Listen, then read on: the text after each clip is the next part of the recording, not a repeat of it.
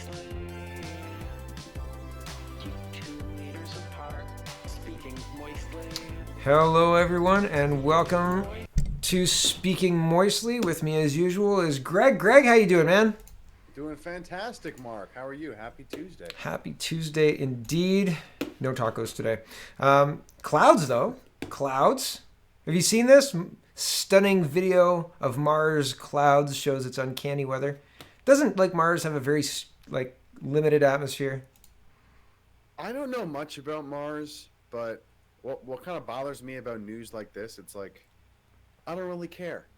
I care about what's happening on this planet that we live on. There's a lot of very interesting things Indeed. To talk about, to report on. Mars, clouds, okay. So what? To me, maybe it is closer aligned to what you were just saying. Things that are happening on this planet. Mars has clouds. Come on. Anyway, getting into things that are happening on this planet and even in this country. Maybe Mars has clouds. Who knows? But 44 schools closed. 1 in 5 schools have an outbreak. 140 new cases in schools in Peel region. I think this is Peel. So Lisa says, so all of those prisoner-like restrictions on our kids aren't working at all. All the 6 foot distancing, the masking, the hand sanitizer. Yesterday, I saw a picture of a hand sanitizer installed on a wall, and the paint, like the floorboard or the I don't know, the floor paint was all eaten away because of the hand sanitizer that had dripped on it. And I thought, man, you kids are just putting that on themselves. So apparently, all of these restrictions mean nothing. Yeah, wow. I mean, it's crazy, eh? It's like there's still the cases, there's still the closures. I mean, I don't know. We've been trying this lockdown thing for a while now. We've been trying these measures for a while now, and something's got to give here, folks. Something's got to happen. Well, I feel, yeah, there's a lot of people who are kind of done with this whole thing. I think that there's a lot of people. The feeling is, I mean, it's been a year, like really a year. The St. Patrick's Day was a year. It is. We haven't got any really good options from public health in order to deal with this, right? They haven't used therapeutics, meaning tested medications on humans. They've basically used lockdowns, isolations, masks, and physical distancing in order to deal with this exclusively. And it seems like as the data comes in, one, it's damaging, these NPIs, non-pharmaceutical interventions, and they don't work. So it seems like very strange that the best we've got in a year is to keep doing this garbage that doesn't work and is damaging, right? Where's the accountability? Yeah, and I think that it's made me think of the kid thing in a kind of different perspective just now, which is, you know, this is nothing new. Like, there's been this kind of prevailing trend of like politicizing kids and like projecting our own sort of uncertainties and insecurities about the future, about our society onto children, Mm-hmm. especially with climate change. And kids have climate anxiety now. Wow. But the Shocking. fact that we're kind of saying, hey, kid, we don't know what we're doing, so you need to wear a mask. You need to socially distance. It's up to you Mm-hmm. to solve this problem. And what? We're going to be resentful of the children for not wearing the masks properly. They're kids, you know? But they do get. They're not going to distance properly. They're going to, sneeze all over their hands and like play in the mud. Like, yeah, of course. Of course they are. But So the fact that we've even kind of put that sort of like expectation that, okay, we're kind of projecting responsibility onto kids in a way that is not just ineffective and actually like preventing any spread of anything. Mhm. It's also, I think there's also a kind of like weird perverse aspect to it as well of politicizing children. Yeah, I think that it's damaging in a way that is really insidious. And to further the point, if you have a mask mandate, if your boss tells you you have to wear the mask, you understand that you can take that mask off whenever you want. Really, like if you're having trouble breathing or something like that, you can take it off. Now, if you I see. Sorry to cut you off, but I don't. I think that's a misconception. I don't think everybody gets that. really, I think that's like people who understand, oh well, I can take this mask off for a second because I think, like, I was talking about this to someone the other day.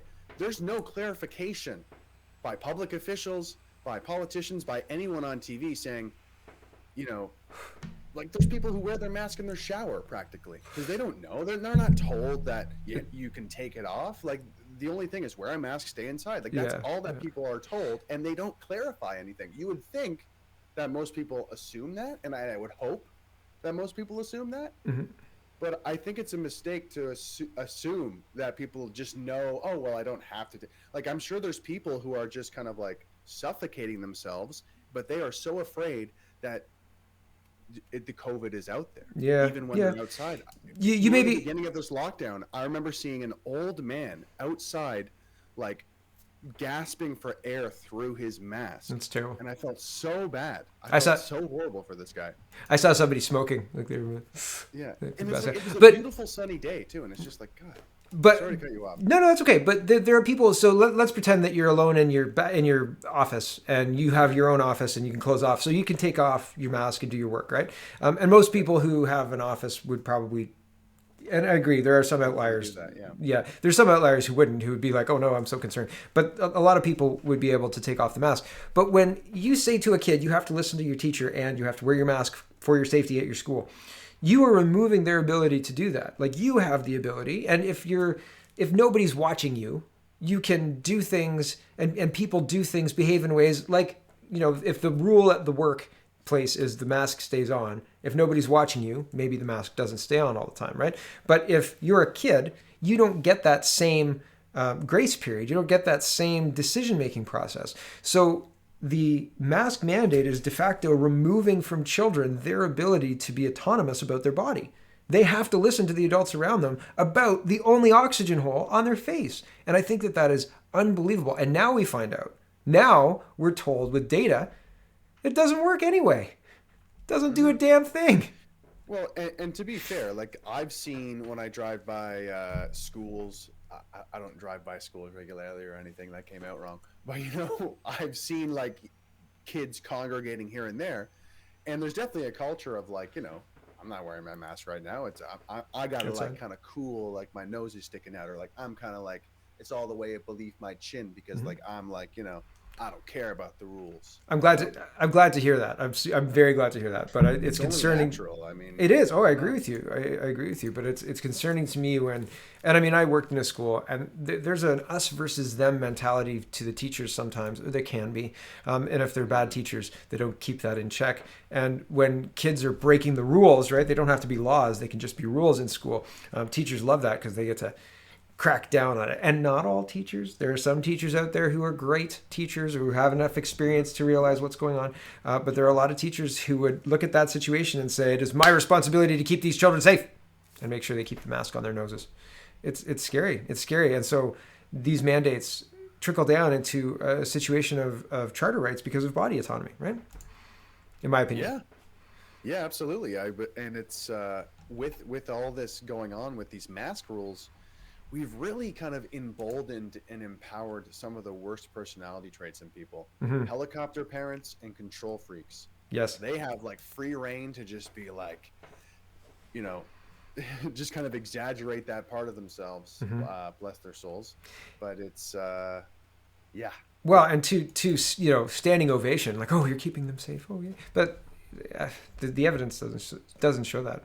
Speaking of, I think that it's interesting how societies treat the elderly and treat the students and the children.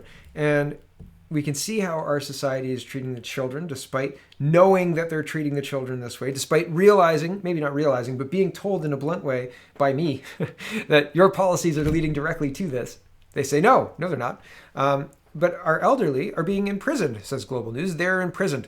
Advocates call on Ontario to ease COVID-19 restrictions in long-term care homes. This is a story about a woman who goes to the care home in Sutton, Ontario, and she says it's 17 degrees outside, but I can't take my mother outside to have an ice cream cone with me. And there's no logical reason why we can't do that. And there isn't.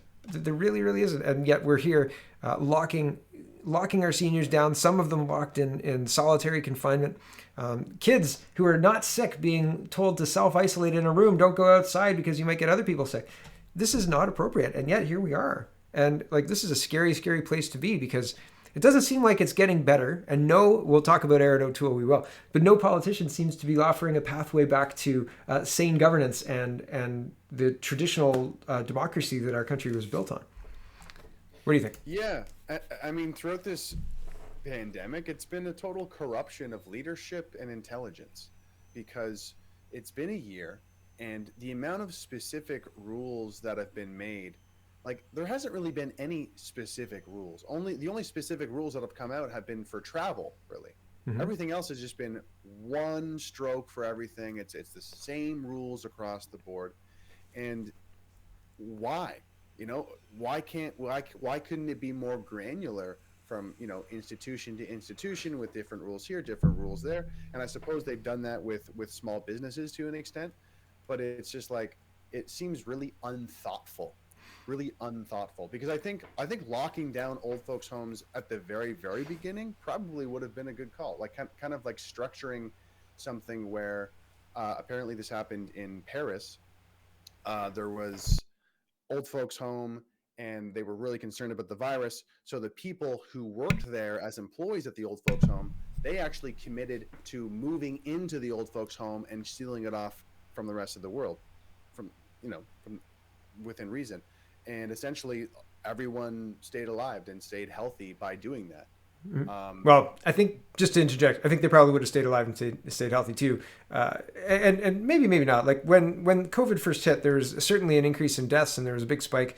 But since then, they're using faulty data. They're using emotional arguments. They're using not clouds on Mars, but they're using all sorts of unions and other professional people, EFTOs paying Dr. Fissman to push closures and all this other stuff. But the data to back up that all of these pushes, and the pushes are done with money to influence the people to make these statements usually. But they're not born in data. They're not born in this will keep you safe. They're born in unions trying to play politics and people who are trying to maintain their positions of influence, maybe, I guess. But from the beginning, Chris Sky makes this point. Every government was given like a 5-level plan, right? Australia has 5 levels. Ontario has the 5 colors, right? The orange to gray, green to gray, whatever it is. Everybody was given this one thing to implement, and implement they did. And we're all and it's different, sure, different provinces, they call it different things, but it's all the same, right? And they're using it. You said, why isn't there more nuance? I think there's too much nuance. I think that what works in BC isn't even tried in Ontario, and there's no mention of what's happening in BC and Ontario, because kids in BC don't have to wear masks, but in Ontario they do. If there was any semblance of reality in part of these data sets, we'd have some kind of consistency across the board, but we don't. And it's whoever's got the attention of the media, whoever's got the attention of the not the premier, whatever the zeitgeist is. That's what's happening, right? The variants of concern. Oh no, it's not just COVID now. It's mutated variants of concern, right? It's all faulty.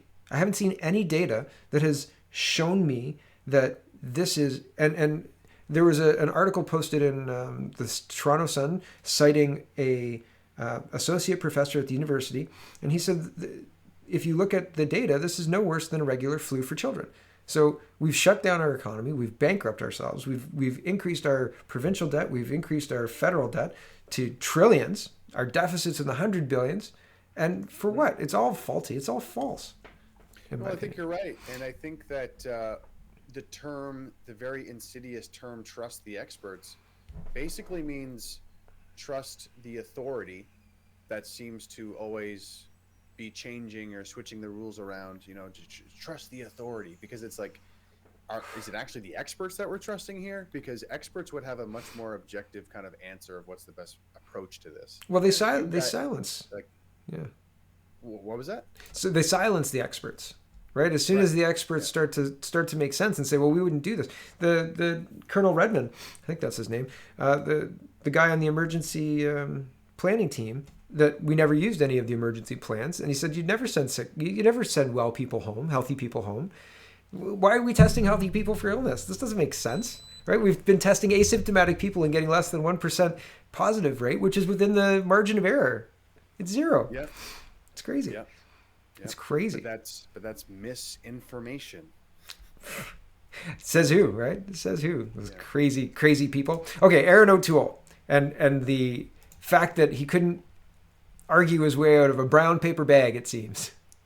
Okay, a little bit of background story.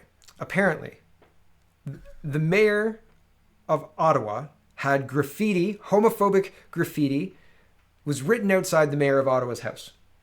Oh, scary. Okay, that's terrifying, I know. Steel yourselves. The leader of the Conservative Party, the official opposition, the federal official opposition, says, I'm disgusted. Attacks like this shouldn't happen anywhere. Jim Watson and all Canadians should never be subject to hate. We're better than this. We are a country that stands up for each other. That's part of what makes Canada special. Since when does graffiti draw the attention of the Conservative leader? Is this really what he needs to be focusing on right now? Can you think, Greg, of any other situations or issues that he could maybe be thinking about other than homophobic graffiti? Anything. Well, let's get right to the point. Justin Trudeau tweeted about it. Aaron O'Toole tweeted about it, and you can't really tell the difference between these two tweets. Oh, did Justin Trudeau tweet about it as well? No, in that article. Oh, Justin Trudeau. I'm appalled by the news. I'm appalled by the news that homophobic graffiti was written outside Mayor Jim Watson Ottawa's home.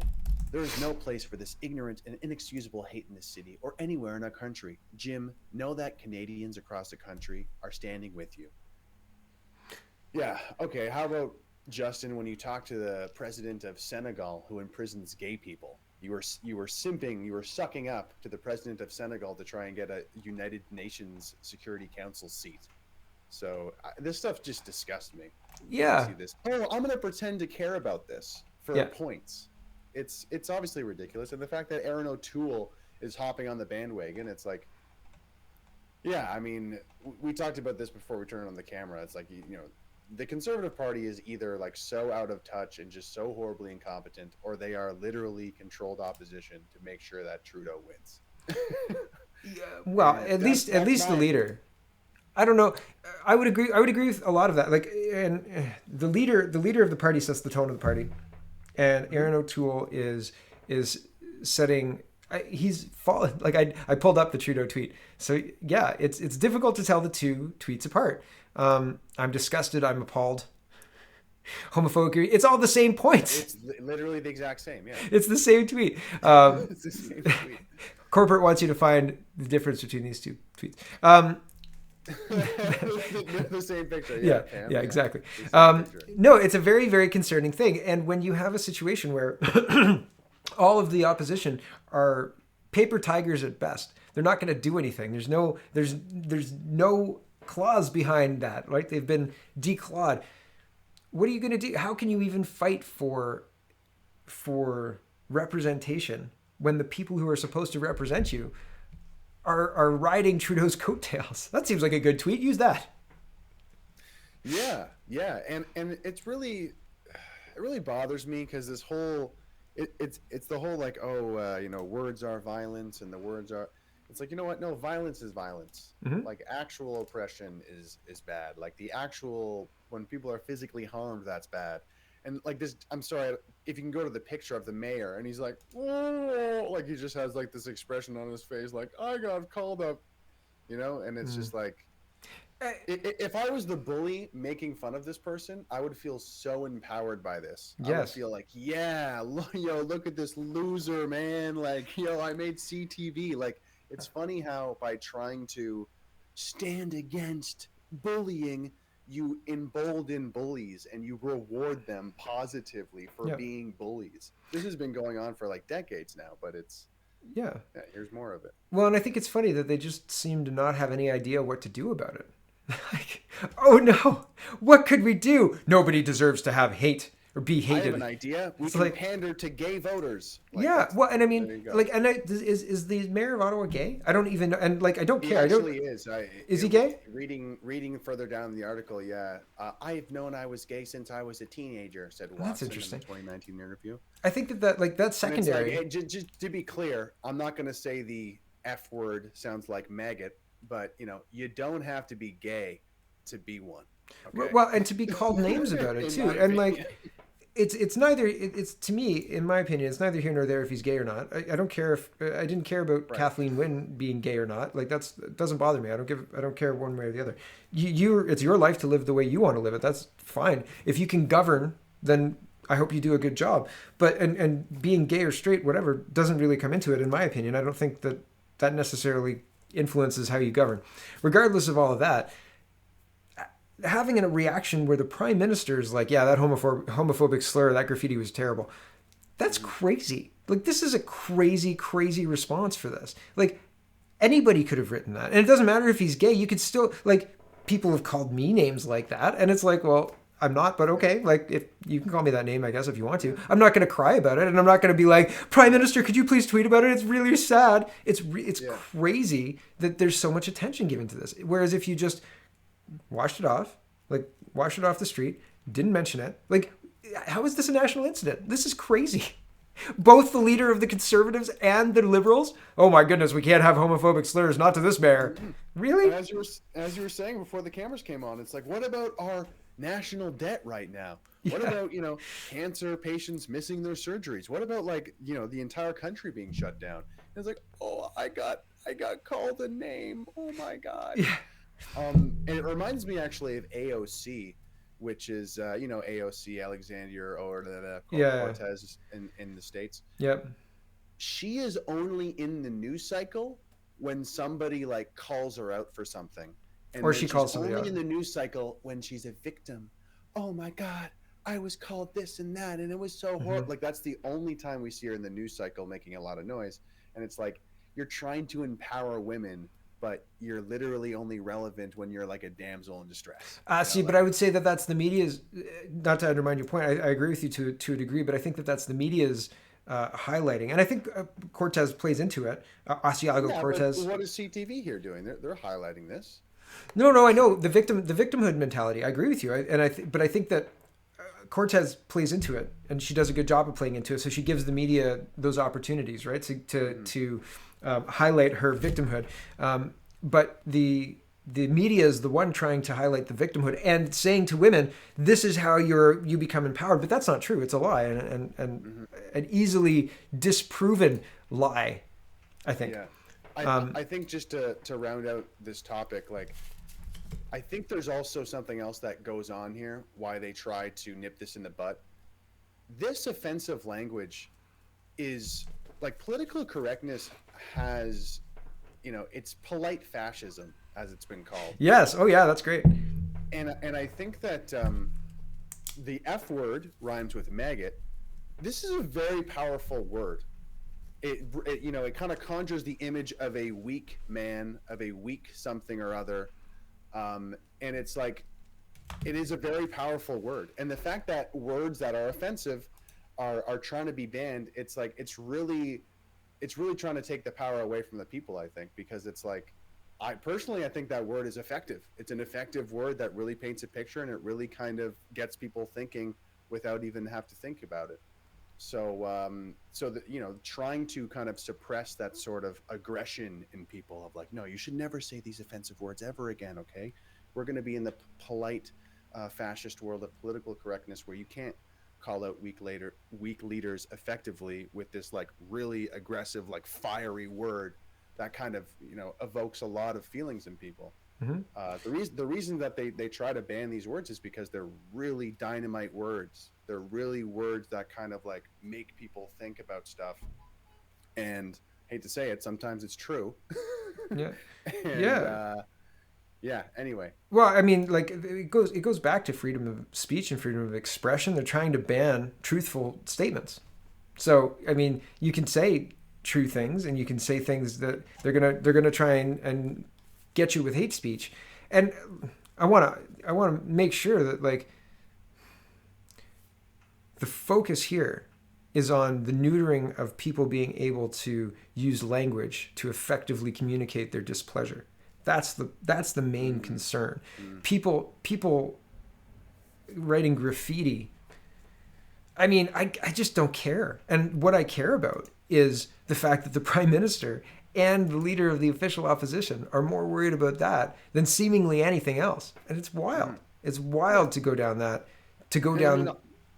But I think you're right. I think what you're saying is accurate. I think that they're trying to neuter those words. I think they're trying to take them away in order to make people less effective in their articulation of their concerns. I agree with you. Mm-hmm. And yeah, obviously, like, vandalism is wrong, and like verbally abusing people is wrong, but it's also a different thing entirely. Like you said, when you're kind of holding people accountable, and when we're in a very kind of like politically volatile time, yeah, it's a way to take the power away from the people, because like these are common words that people that resonate with people.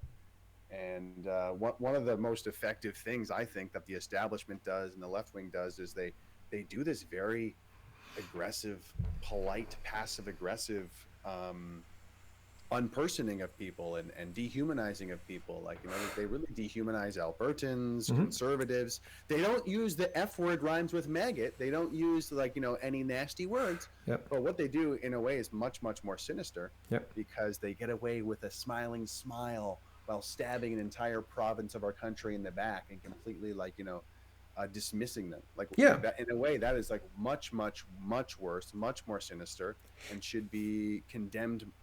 Yeah, she could be condemned in all sorts of ways. Well, at least as strongly as some graffiti in front of the house of the mayor of Mississauga. Graffiti is bad. Don't vandalize. Right. Yeah, certainly don't do that. It's against the law, don't you know? And rule of law is paramount in Canada. Yeah. Speaking moistly does not endorse. Waka waka. Okay, so this made me howl, and it's the second I watched this, I thought of you, Greg, because the way she frames this, she's like,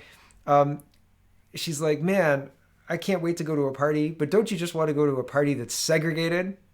And then this guy's like, oh my God, I love that idea. And I was like, yeah, of course you do. I'm going to play this for people who haven't seen this clip, and then we're going to talk about it. So maybe you should play it, because you can't hear what I'm playing right now, right? Yeah, okay. Okay, I'm starting right now. Here's the funniest clip you'll see in the next 5 minutes. Here we go. So let's talk about this. Columbia University was trending on Twitter recently because they're offering students a chance to attend an additional commencement ceremony based on some specific factors. For example, their race, their income level, or other identifying factors.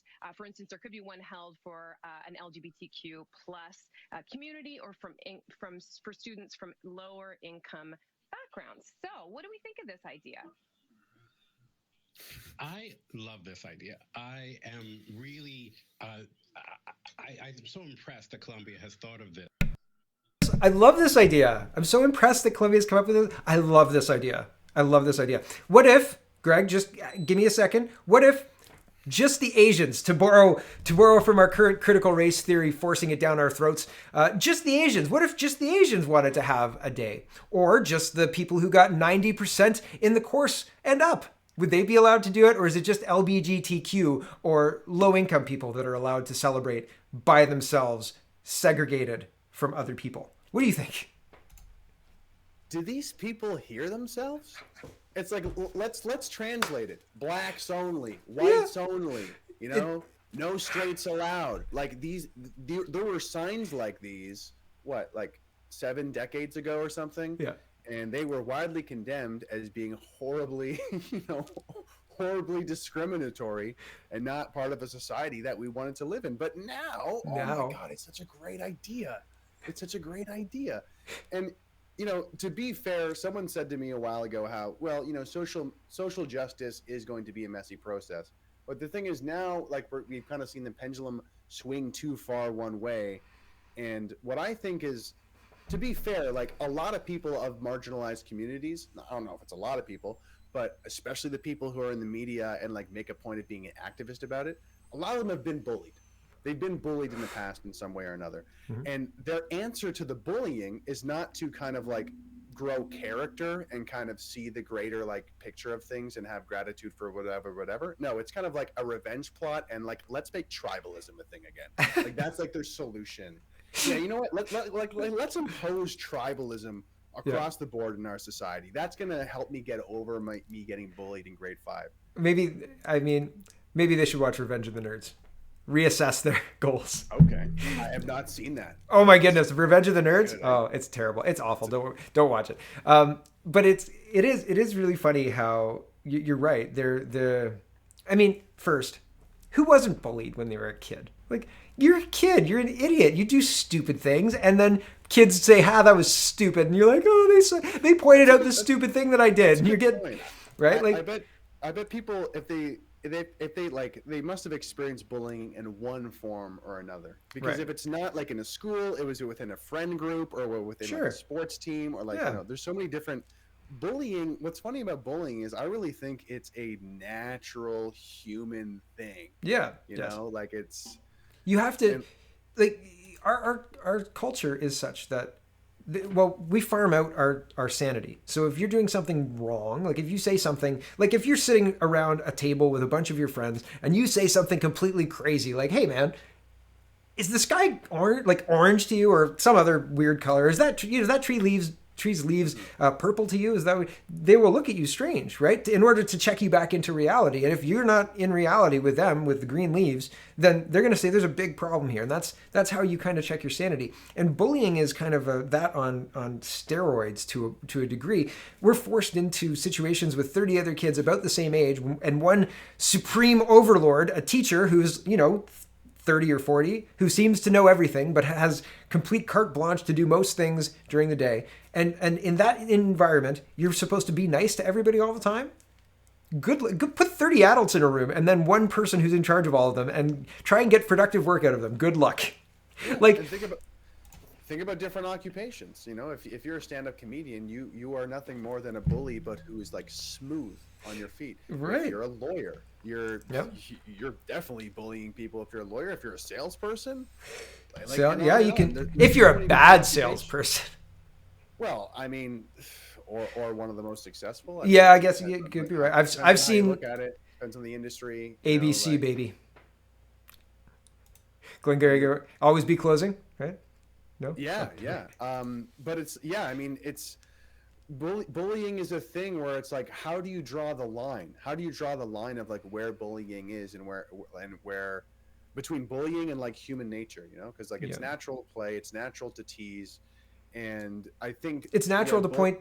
It's natural to point out the differences between people. I'm tall, you're short. I have hair, you don't have hair. Exactly. This guy here, like it's natural to point these things out, right? Like, oh, you speak differently than I do. My mom has a UK accent. And it's not racist to say, "Oh, where are you from?" Like that's called being astute, noticing things. It sounds to me like you're not from around here, right? Like, but now that's racist.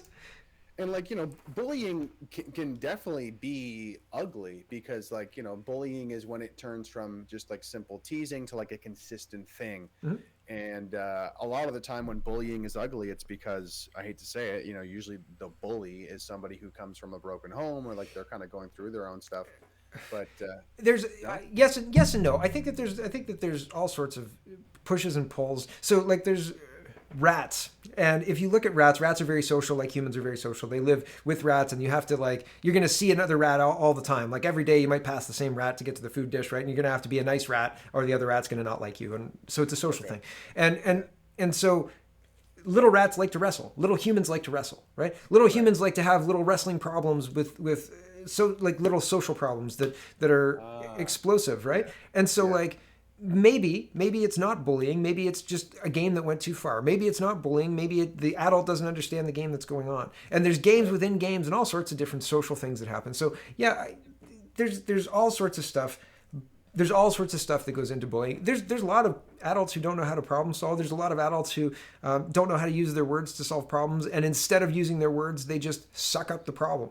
Right? They're like, well, nobody ever does the dishes, and I hate that nobody ever does the dishes, so I'll do the dishes or whatever. And then ultimately the problem never gets solved, except that it's solved because the person who has the problem is just silent about it. so bullying is very complex, and I don't necessarily think we need to stamp it out because, yeah, it's a human thing. But these people have created a situation where a whole group of people get to bully everybody else, and they get to demand segregation while at the same time saying you have to accept everything about me. Like, Yeah, I mean, and that's crazy because it's like it's then socially acceptable to bully specific people for specific reasons. yep, And also superiority complexes abound. You know, it's like, oh well, I'm part of the LGBTQ club. I'm part of this right, club, and like, you know, we're all victims. What's yep, up? yeah, But yeah. Victimhood on the sleeve. I'm actually reflecting now that we're talking about bullying. Long before I was interested in politics, I remember having this opinion of bullying of like, I think I was in college at the time, but it was like, doesn't it make more sense to try and like empower the victims of bullying and to like help kids manage that situation as opposed to trying to stop every bully that exists? Yes. You know, because you're never going to stop every bully that exists. Yeah. They're gonna keep popping up everywhere. And like I said earlier in this podcast, it's like, you know, you're only going to embolden and empower and reward bullies by trying to stop them and saying, my feelings are hurt. Yeah. You know, like When you there's plenty of kids shows that talk about how to deal with bullies, which is to basically like show that it doesn't affect you and show that it doesn't bother you. And it's when you encounter, it's not that simple, but it's not that simple. Yeah, no. When you encounter something that is malicious or something that wants to hurt you, you have to deal with it like head on type deal. And we're being taught that you can use that as a victim, like you can use that as a crutch. Yeah. But instead, like you just, if exposed to something like that, the world doesn't get less frightening. You get stronger, and then it's not so scary anymore, right? Like that's the thing. As you face the world, as you get taught, you can handle this. You have the tools to handle this. You are a capable human being who's learned how to handle this in our social world, and our rule of law protects you in such a way that you can handle this situation. You get braver. But now what's happening is we're enabling the crutch. We're enabling the victimization of our entire world to facilitate segregation. Segregation celebrated by these idiots. Idiots. I think that's very insightful. So. Bravo. Okay, I think we'll end there because it's 37 minutes and I got to go get my kids soon. So, any last words, and where can they find you? I was just going to say, when it comes to bullying, I think you're right. I think that there's a lot there in what you just said, which is, you know, some people get bullied and then take that whole victim moment trauma and make it part of their personality. And it's really not a great thing. It's really not, because you're fundamentally resentful. You're fundamentally this. You're fundamentally like, you know, a vendetta against everyone who's wronged you. Where, like you said, you can actually embrace what's happened, stand up to it, and like empower yourself and like, you know, go in a whole other direction, which is growth, positive growth. So I think you really nailed it there. You can find me on my YouTube, Greg Wycliffe. New episodes of Canada Now are coming soon. This spring. You can also find me on Twitter at GDUB. Nice. And me, you can find at CanadaPoly.com. CanadaReport.co is my scratch pad. That's where I put all the stuff that I'm kind of working on. And on SpeakingMoistly.co, you can check out mine and Greg's back catalog, except last week's video because I didn't upload last week's video. It's uploaded to YouTube, but I didn't put it on SpeakingMoistly.co. Terrible. My bad. I'll put it up. I'll put it up today. I've been busy. What are you gonna do? All right. Thanks for watching, everybody. And here's the Prime Minister to play us out. We'll see you again next week, probably. Right, Greg? Yeah, we'll see you then. Next week. All right. Thanks for watching, everybody. Keep 2 meters apart, speaking moistly.